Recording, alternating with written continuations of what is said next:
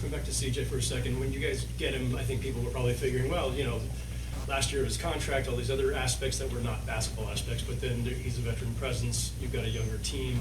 Did you expect more of an impact from the presence aspect of it than maybe the scoring? Did you think you would see this kind of scoring? Yeah, I felt like we needed both. I've been in the West for a while. I've watched him do that when he was in Portland. But again, to your point, I think you can lead, by how you play, and then you can lead, with more communication and the things that, he says to our team, even, when we're not playing. I think his experience. And as I mentioned, I just think it's big that the guy came off the bench when he got here. I think that says a lot about who he is, and in some ways, that put him in a position, to have immediate respect in a different way. When you watch him play, and the things he does on the court offensively, that's clear. But I think again, finding, and wanting to set other people up, and then also the way he's defended.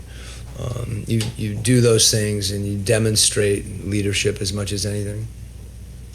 To that point on the defense, they're well over 50% from the floor for the first three quarters, 91 points through three, and then really the water gets shut off in the fourth. What goes into the defensive effort you guys put in that fourth quarter? I think we just kept competing, and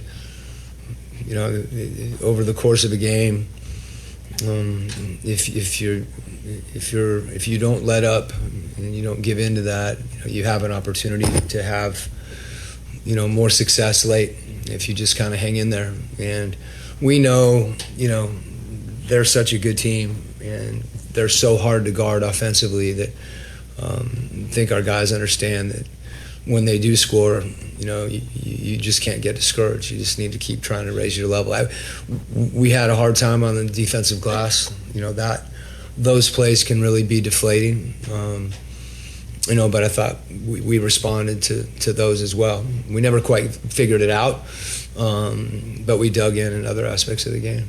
You mentioned raising your level, and Josh Hart has been a bit of a tough matchup for JJ. I'm curious what you've kind of seen from him in terms of processing that defense from Hart in real time, and maybe what the next step for him is in the series. Yeah, I think that's it. And I think as him just keeping an even keel, and he got, as the game progressed, he found more of a rhythm.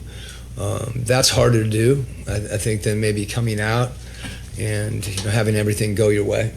So his ability to kind of grind through those situations, and then, when that happens, and then the ball, goes to CJ or Nikhil's in an action, that's a big thing for Jalen, to understand how important he is and how much we need his offense, but then for him to also be able to recognize there are certain times in the game where he's playing more of a secondary role. That doesn't happen as much, obviously, but that's the playoffs. CJ, you've now joined a pretty short list of Hawks guards who pissed off Knicks fans. I'm curious, just how do you feel like tonight's performance played into a villain status, maybe? I am no villain. I'm a nice guy with 2 kids and a wife. I think it's admiration. Great, passionate fans in a really hostile environment. It's fun. It's basketball. It's the playoffs. And if anything, I think it's a sign of respect. CJ, what's going through your mind there after you missed those free throws and McHale got the shot? I make the hard shots and miss the easy ones. I'm going to have to get in the gym and work on my wide open free throws, but credit to JJ for getting back on defense and us doing enough to win, but got to make those. CJ, you mentioned the admiration of the fans, the respect. Just how much do you feed off of that kind of animosity that you were getting? I love it. I love it. It's why we play the game. It's fun being in, opposing arenas, and when the buzzer sounds and it's quiet and you walk off the court, I think there's a level of, mutual respect. Like it was a tough game. against a good team on their home floor, and they're supposed to be passionate, and I think they do a great job of showing up consistently throughout the year. And I've been to games in the Garden as a fan and watched. I've seen playoff games here, and it's a pleasure to be able to play here, and it's a pleasure to be able to walk off the court with a win. What does it mean to you to just get to be in an atmosphere like this? And 4 months ago, well, you'd be home right now. 4 months ago, where was I at 4 months ago? I'm just thankful to be able to play in the playoffs, on a good team in a good situation. Obviously, I got traded from New Orleans. I spent some time in D.C., and I had a great time there. I enjoyed myself, and I'm enjoying myself in Atlanta as well. And I think you take the journey for what it is in stride, and you just hope for the best. And I think when you do things the right way, you get rewarded at the end of the tunnel, and my reward is playing the Knicks in the Garden. Is this what you envisioned when you joined Atlanta, that getting back on this stage and, being a leader like this for this team? Yeah, it's exactly what we, thought it would be like in terms of the role, in terms of, being able to contribute towards winning on a good team, being able to help them get to the playoffs is kind of what we talked about when I sat down with my agent, when I sat down with my wife and my family. We talked about situations, what it could look like, how we don't want to keep moving around, and we need to find somewhere that, we felt we could make home. And I think the situation has worked out really well for everybody, for myself, obviously, for the organization, for the players, and to be able to compete in the playoffs after, a long summer of moving twice and just kind of going through the rigors of what the NBA life has to offer. I think this was the light at the end of the tunnel. Quin was praising you for being able to balance your leadership and also being aggressive. What were you saying to your teammates throughout this game to bring them along with you, to help them raise their level as well? Yeah, it's a long game, and I think, with the experience and just watching so much basketball and playing in so many big moments, don't get caught up in the possessions, don't get caught up in, misses, turnovers, fouls, good or bad. It's a long game. You got to play it to zero, and the way the game is played now is so fast. There's so many threes, there's so many possessions. You always have a chance. So I just told him, we just got to stay within, 1-2 possessions, stay a punch away, and then we'll throw the last punch. CJ, was there a certain point where you were like, oh, we got this? In the game or just in general? I honestly thought we were going to win game 1. So when we lost game 1, I was like, well, we just got to win game 2. So I think it was just about sticking to the game plan, executing, and being able to compete, for longer periods of time. I think that was the biggest thing. We got down like 15, we got down 16, but we were still competing. We missed some open shots. We got into the lane, made the right plays, didn't get back in transition. So it was the little things that we could tighten up, and I think we tightened up enough to where when we got it under 4 minutes, I was like, it's going to be a one-possession game. CJ, I know it's only one game, but do you believe the way that this one ended, that you guys overcame that 12-point deficit at three-quarter time, can maybe have a mental impact on the Knicks into the next game? You have to ask them. CJ, you mentioned not getting caught up in the possessions or the shot making, or you guys were 1 for 12 in the second half, but you're still able to kind of bring this one out. What do you feel like worked really well in terms of the playmaking you guys were able to do in the second half? We did a good job of having eyes out. I think that was the biggest thing. I missed 4 wide open threes. I missed a corner 3. I missed a left wing 3. I missed a left slot 3. I missed a one-legged 3 at the end of the quarter, which is whatever, but Mo missed the left corner 3. JK missed the left corner 3. Nikhil missed the trail 3, then he made a right corner 3. So we had possessions where guys that we wanted to shoot were shooting. We had a swing to JJ, he pump fake, shot a 3 at the end of the shot clock. Those are great possessions where we did what we said we want to do going into the game, and we just missed. And it's a make or miss league. But when the money's on the line, you do what you're supposed to do.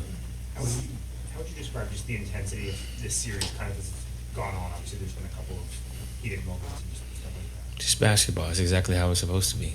We got a lot on the line. They got a lot on the line. And this is how I feed my family. So it is what it is. When you have so many young teammates, do you kind of feel like, hey, let the crowd go at me. I can handle it. I've been here before, and maybe it's better me than them. Exactly. You talked about not being the villain, but I imagine you're a competitor. So, what's that feel like to not only get the win, but to best Jalen Brunson at home? It's not about me and Jalen. It's about us winning. It's not a series until somebody loses on their home floor. They lost. Now we got to go protect our home floor. Do you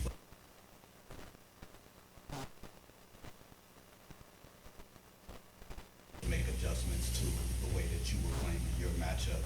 Did you feel like, or maybe from a strategic standpoint, in the last 4 or 5 minutes, you guys had the advantage tonight?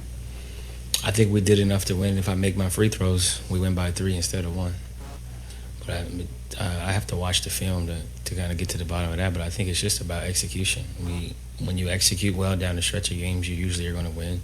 And when you can get stops and stack stops on top of each other, that leads to success, and that's what we did tonight.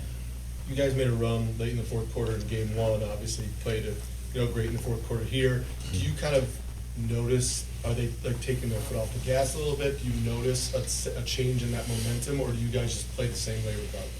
I think we just go out there and hoop, man. The moment is what it is. It's a playoff series. You probably picked us to lose in 5 or 6, I would imagine, just like everybody else. So I would say for us, it's just about going out there and hooping. CJ, in terms of the last few Last minutes, one. it looked like you were maybe intentionally, maybe not looking to get that matchup against Jalen. I know you said it's not about beating him, but did you like what you had in that? If it was one-on-one scenarios, were you able to get to the room? What you think? Was that what you said? What do you think? Yeah. Yeah. So when you kind of came in off the bench, I'm just curious, what kind of energy did you want to invoke into sort of the team to kind of spark something?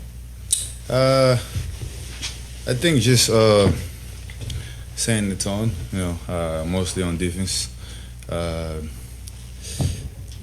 being physical as much as I can, because I feel like we had our energy was a little bit, lower because we wasn't hitting shots that we usually make, so there was something else that needed to be done, and I think it's just the mindset, coming out there, trying to engage all the guys, and trying to be as physical and as much as I can. And in terms of this being aggressive, that's something that Quin really wanted you guys to do in terms of trying to get to the basket. I mean, how do you kind of put your head down and just say, I'm going to try and score no matter what, just try and get some buckets for this team and keep you guys in the game? I think just toughness. The better, the more we are aggressive on defense, the easiest we're going to be more aggressive on offense. And I think onside defense kind of picked up, and our offense kind of, got along well. How do you hope to carry this over to the next game back in the final? We just got to do the same thing over and over as much as we can, play as hard as we can. No matter any circumstance, just got to stay together and lock in, because it's a game, and it's a great team that we're playing. So there are going to be a lot of ups and downs, but we just got to stay together. When you're hearing fans kind of saying, F you to your teammate, I'm just curious, how do you maybe feed off of it and watch him feed off of just what the fans are saying? I think mostly, CJ, that got him going. I think he enjoyed that. The crowd shouldn't, really do that or say that. And I think that really got him going. And I think it got all of us going, just the energy. Have you found that you've been able to be more physical? Have you found that you've been able to be more physical? He in there. You just gotta be smart. Just a lot of fouls being called. We got called so many times. Grabbing people and stuff like that. So just gotta be smart and just be physical. But we gotta be smart with it. And what did you see out of Moke? I know you went out the game, but he came back. What did you see out of him just being able to be Passion. We're like Quin said, we're in the trenches. So she got to fight till the end. So just seeing him coming back, that means a lot. That show how much he's one of us and trying to help us win. Jonathan, when you were traded here, is this kind of what you envision, having a key role on the team and impacting kind of playoff types of players? I think it's always been the same way everywhere I've been. Just being a winner, try to be a winner as much as I can. So I don't think it's about any key role or anything. Just as long as I go out there and do what I gotta do to help us win, that's all that really kind of matters.